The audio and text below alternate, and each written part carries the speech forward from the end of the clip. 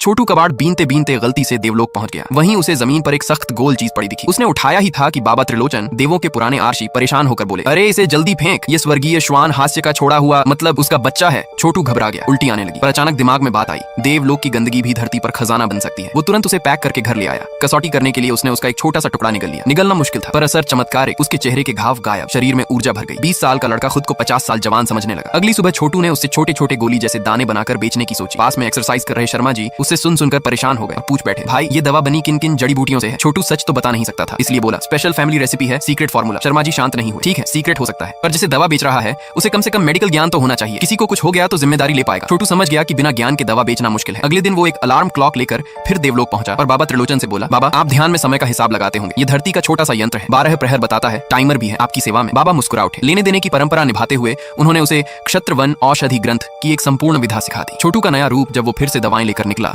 तो शर्मा जी गुस्से से भर गए। फिर आ गया, छोटू बोला, इस बार मैं सच में डॉक्टर की तरह जांच कर सकता हूँ, चाहे तो आपकी नाड़ी देखकर बता दूं। शर्मा जी को भी जानना था कि ये लड़का अब क्या नई कहानी सुनाएगा। नाड़ी पकड़ते ही छोटू की भौहें चढ़ गईं। आपके अंदर पुरानी साधना से जुड़े गंभीर छिपे घाव हैं। शरीर बाहर से ठीक है पर अंदर से दर्द रोज आपको काटता है। अगर आपकी मार्शल ट्रेनिंग न होती तो शायद। शर्मा जी का पोता भड़क गया। मेरे दादा कौन है पता भी है, देश के टॉप 8 मास्टर्स में से एक। इन पर उंगली उठाने की हिम्मत। छोटू शांत रहा। मैं बस वही कह रहा हूँ जो नाड़ी बता रही है, दादाजी खुद जानते हैं। दादाजी चुप हो गए। असल में छोटू बिल्कुल सही था। जवानी में उसने एक कठिन कला सीखते वक्त शरीर पर दबाव डाला था, जिससे अंदर गहरा नुकसान रह गया था। उम्र बढ़ते बढ़ते वो जख्म फिर उभर रहा था। छोटू बोला, ये बीमारी अभी ठीक नहीं होगी, मुझे 3 औषधियां और चाहिए। 3 दिन बाद मैं खुद आपके घर आकर उपचार करूंगा। पोता बोला, 3 दिन में आना जरूर, वरना अच्छा नहीं होगा। देवता से पुरस्कार देवलोक में खबर पहुंची कि छोटू ने कचरा प्रबंधन और ऊर्जा पुनर्चक्रण का एक अनोखा सिस्टम सुझाया है, जिससे देवलोक चमक उठा। इस उपलब्धि पर उसे स्वच्छ विभाग का अधिकारी बना दिया गया।